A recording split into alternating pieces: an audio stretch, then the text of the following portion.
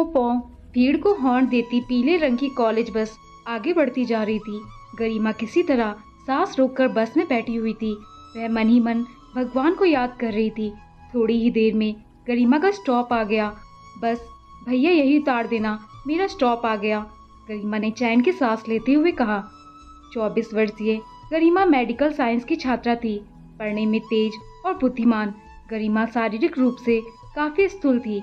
बहुत ज्यादा वजन होने की वजह से अक्सर लोग उसे मोटी मोटी कहकर चिढ़ाते थे। इन सभी के चलते उसमें आत्मविश्वास की भी काफी कमी आ गई थी। गरिमा को भी इन सब की आदत हो चुकी थी।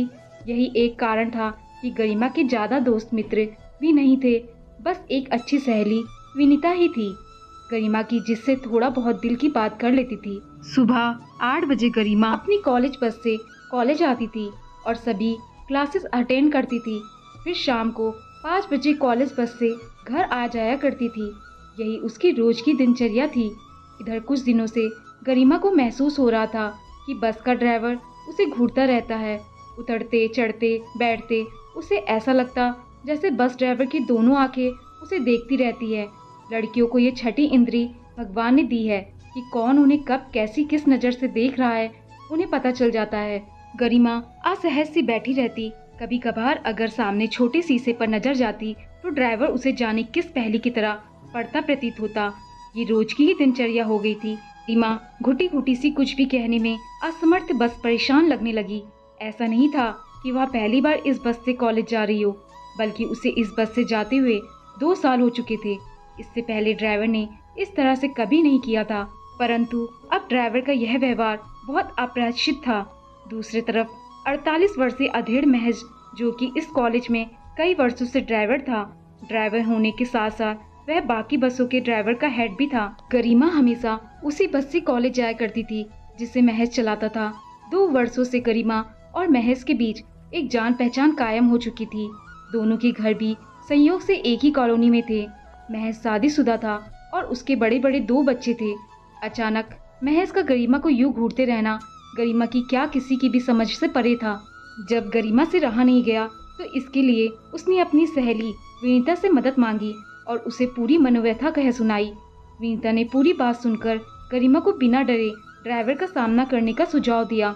विनीता ने गरिमा को समझाया कि इसमें उसकी कोई गलती नहीं है। अगर ड्राइवर अपनी हरकतों से बाज नहीं आता है तो वह प्रशासन से इसकी शिकायत करेगी। सुनकर गरिमा को थोड़ा साहस आया। अगले दिन गरिमा ने ड्राइवर के पास आकर उससे उसके इस अभद्रता की वजह पूछी तो ड्राइवर पहले तो शांत रहा, फिर गरिमा की डांटने पर उसने साफ साफ कहा कि तुम जैसी शरीफ लड़की मैंने पहले नहीं देखी।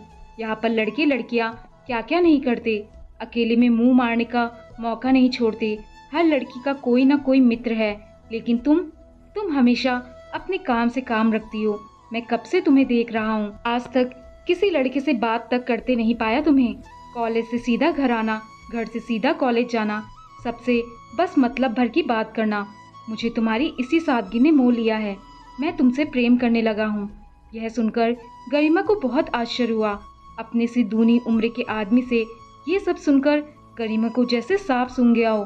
पहले आप अपनी उम्र देखिए, मेरी उम्र के बच्चे हैं आपको शर्म आनी चाहिए मेरे लिए ऐसा सोचते हुए। उसने धिक्कारते हुए कहा, मैं मानता हूँ तुम मुझसे उम्र में बहुत छोटी हो, पर प्रेम में इन सब बातों के कोई मायने नहीं होते। आपकी बीवी को जब इस सब बात का पता चलेगा तो वह आपको कभी माफ नहीं करेंगी। मैं अपनी पत्नी से प्रेम नहीं करता, वह तो एक जिम्मेदारी है जिसे कब से निभा रहा हूँ। मेरे हृदय में बस अब तुम्हारी प्रतिमा है। तुम्हें जब भी देखता हूँ मेरे मन मंदिर में असंख्य राग बज उठते हैं। मेरा प्रेम निवेदन स्वीकार कर लो। महज बोलते बोलते भावुक हो गया। उसने महज को ध्यान से देखा। लंबा चौड़ा कद, गोरा रंग, सुदर्शन व्यक्तित्व, घनी मूछे। इतनी उम्र का होने के बाद भी उसके चेहरे पर आकर्षण कायम था। उसके बाद महज ने क्या कहा गरिमा को कुछ सुनाई नहीं दिया। वह चुपचाप वहां से निकल गई। घर आकर गरिमा सीधा अपने कमरे में घुस गई। से बार बार महज की बातें याद आ रही थी। आज तक गरिमा की जिंदगी में कभी किसी पुरुष का आगमन नहीं हुआ था। ये सच था कि इस उम्र में हर लड़की की तरह गरिमा भी चाहती थी कि कोई उसकी जिंदगी में आए, उससे मान मनोहर करे, घुटने के बल बैठकर उसे प्रेम निवेदन करे।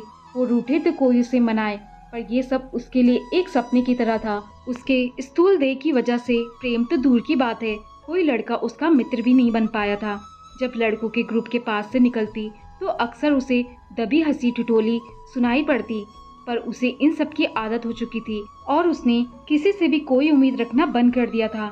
हाँ, उसे प्रतीक्षा थी एक हमसफर की, पर वो हमसफर उसका हम उम्र हो, ना कि उससे दुगनी उम्र का कोई अधेड़।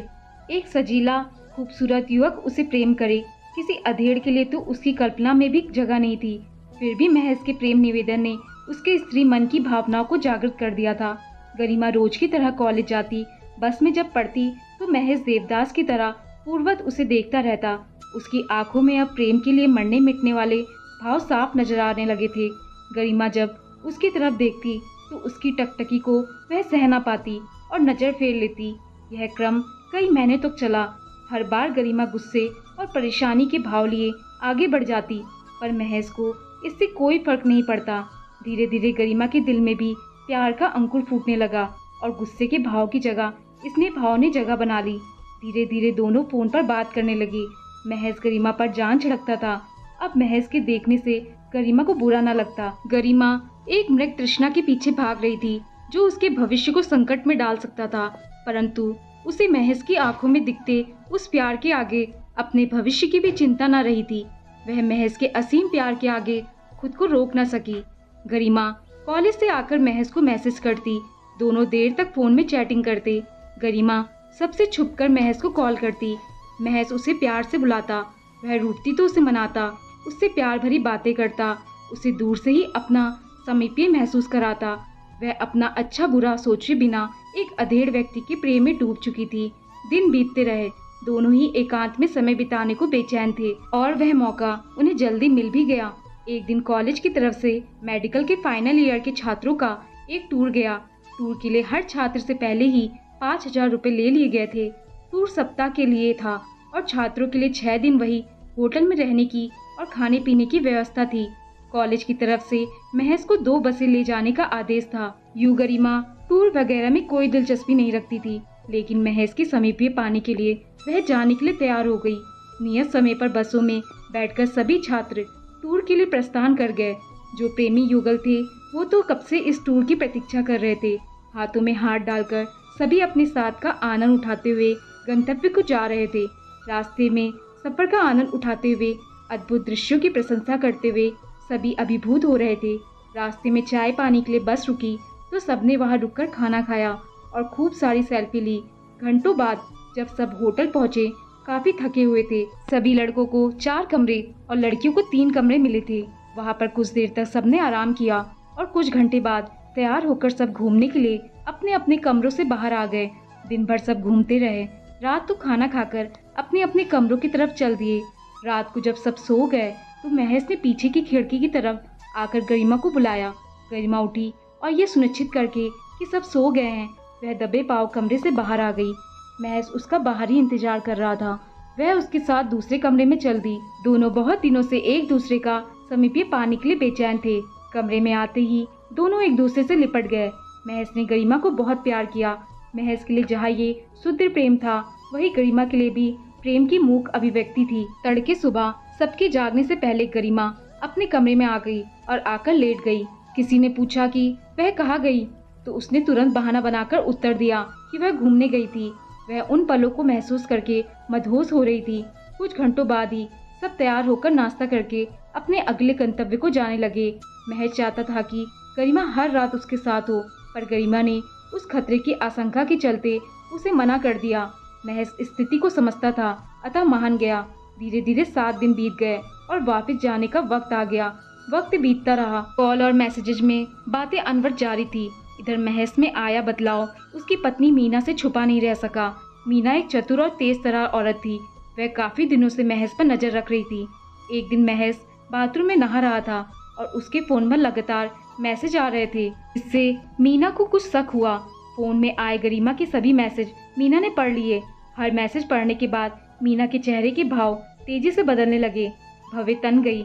इधर महज की ओर से कोई उत्तर न पाकर गरिमा ने कुछ मैसेज और भेजे, जो सब मीना ने पढ़ लिए। मीना ने अपनी चालाकी का परिचय देते हुए उसके फोन से गरिमा का नंबर निकाल लिया। काफी देर हो जाने पर कोई उत्तर न मिलने पर गरिमा ने कॉल लगा दी। कॉल सुनकर जब महज बाहर आया तो मीना के हाथ में अपना फ़ोन देखकर सकपका गया। वह अपना फ़ोन उससे छीनने लगा तो मीना जोर से चिल्लाई, कौन है गरिमा? क्या रिश्ता है तुम्हारा इससे? कोई नहीं, बस वो दोस्त है। बिल्कुल नहीं, इसको तो मैं बताऊंगी कैसे दूसरे के पति को परेशान करते हैं। झूठ मत बोलो, इस तरह के मैसेज भेजे जाते हैं दोस्त को। देखो, मुझे मेरा फ़ोन दे दो, तुम कुछ नहीं जानती, तुम ऐसा कुछ नहीं करोगी। मेरा फ़ोन दो वापस मुझे और अपने काम से काम रखो। ये कहकर महेश ने अपना फ़ोन मीना से छीन लिया और चला गया। मेरी पीठ पीछे ये सब चल रहा है, छोड़ूंगी नहीं मैं तुम दोनों को। कल तक पता चल जाएगा, तुम्हें भी और तुम्हारी उस दोस्त को भी। कहकर मीना के चेहरे पर बेतहासा गुस्से के भाव आ गए। अब महज सतर्क हो चुका था। उसने गरिमा को आगाह करने के लिए फ़ोन मिलाया, पर गरिमा ने गुस्से में अपना फ़ोन ऑफ कर दिया था। महज बार बार कॉल करता रहा, पर हर बार उसका फ़ोन ऑफ आता रहा। इधर मीना ने गरिमा को सबक सिखाने की ठान ली थी। उसने अगले दिन गरिमा को कॉल किया और उसकी कॉल उठते ही उसने आओ देखा ना ताओ, वह गरिमा पर जमकर बरस पड़ी। उसके माता पिता के दिए संस्कारों पर सवाल उठाने लगी। गरिमा जब अपनी सफाई में कुछ बोलने लगी तो उसने गरिमा को डांटकर चुप करा दिया। उसने गरिमा को धमकी दी कि वह उसके पति से संबंध रखने के आरोप में उसे हर जगह बदनाम कर देगी, उसे कोर्ट कचहरी तक घसीटेगी। उसने कहा कि उसने वो सारे मैसेजेस सबूत के तौर पर सेव कर लिए हैं जो गरिमा ने महज को भेजे हैं, जिन्हें वह उसके खिलाफ इस्तेमाल करेगी। यह सब सुनकर गरिमा को काटो तो खून नहीं वाली स्थिति हो गई। गरिमा की जबान जैसे डर के मारे तालू से ही चिपक गई। वह कुछ कह पाती उससे पहले ही मीना ने फोन पटक दिया। समाज में बदनाम होने की कल्पना भी गरिमा के लिए आसान नहीं थी। उसके माथे पर पसीने की बूंदें उभर आई। इश्क का भूत कहीं नीचे दब चुका था। अब बस अपनी इज्जत बचाने का रास्ता निकालना था। इतने में महज का कॉल आया। गरिमा ने उसे मीना के कॉल के बारे में सब कुछ बता दिया और उससे मदद मांगी। महज ने उसे व्यवस्था जाहिर करते हुए कहा कि मीना बहुत सातिर औरत है। वह जो ठान लेती है करके रहती है, फिर भी वह उसे ऐसा करने से रोकने की कोशिश करेगा और वो कुछ दिन उसे फोन नहीं करेगा, ना ही वो उसे फोन करे। कहकर उसने फोन काट दिया। शायद महज पर भी प्रेम का भूत उतर चुका था। गरिमा नीचे गिरकर जोर जोर रोने लगी। उसकी मृग तृष्णा उसे इस मोड़ पर ले आएगी उसने सपने में भी नहीं सोचा था। दिमाग ने काम करना बंद कर दिया। वह अपने माता पिता की नजरें अपनी वजह से झुकते हुए नहीं देख सकती थी। अब उसे एक ही रास्ता दिखाई दे रहा था, खुद को मौत के गले लगाना। वह कुछ सोचकर बाजार गई और एक मेडिकल शॉप से नींद की गोलियां ले आई। अभी वह गोलियां खाने ही वाली थी कि तभी विनीता का कॉल आ गया। विनीता ने उसे शॉपिंग पर जाने के लिए पूछा तो गरिमा ने मना कर दिया। विनीता एक समझदार लड़की थी, साथ ही वह गरिमा को बहुत अच्छे से जानती थी। वह उसकी आवाज़ से ही महसूस कर गई कि ये लड़की किसी परेशानी में है। विनीता ने जब पूछा तो वह तबीयत खराब होने का बहाना बनाकर टालने लगी, लेकिन विनीता कहाँ मानने वाली थी। वह गरिमा के घर आ गई। गरिमा के घर पहुंचने पर जब उसने उसकी सूजी हुई आंखें और पास में पड़ी नींद की गोलियां देखी तो उसके पैरों तले जमीन खिसक गई। उसने कसम देकर गरिमा से सारा माजरा जानना चाहा। आखिर गरिमा को अपनी सबसे प्रिय सहेली को मजबूरन महज और अपनी पूरी बात बतानी पड़ी, जिसे सुनकर विनीता आश्चर्यचकित रह गई। पहले तो विनीता ने गरिमा को बहुत चिक्कारा, लेकिन जब उसकी हालत देखी तो उसे अपनी दोस्त पर दया आ गई। उसने थोड़ी देर कुछ सोचा, फिर मीना का नंबर गरिमा से लिया और मीना को फोन लगाया। उसने गरिमा बनकर उससे अपने किए की माफी मांगी। पहले तो मीना को यकीन नहीं हुआ कि वही गरिमा है, क्योंकि उसने उससे पहले बात कर रखी थी। लेकिन विनीता के बार बार कहने पर उसने उसे गरिमा समझकर धमकाना शुरू कर दिया। अब बॉल विनीता की तरफ थी। उसे पता था उसे क्या करना है। उसने मीना से विनम्रता से माफी मांगने का उपक्रम किया। साथ ही उसने एक कम उम्र की लड़की को गुमराह करने का आरोप महेश के मत्थे मढ़ दिया, जो कि सच था। मीना को उलझते देख उसने कहना जारी रखा और भविष्य में ऐसा कुछ भी भूल से भी ना दोहराने का वायदा उससे किया। मीना ने शांत रहकर उसे सुना, फिर उसे एक आखिरी मौका देकर छोड़ दिया। विनीता ने गरिमा को जब ये बताया तो उसने चैन की सांस ली। उसके चेहरे की खोई रौनक वापस आ गई।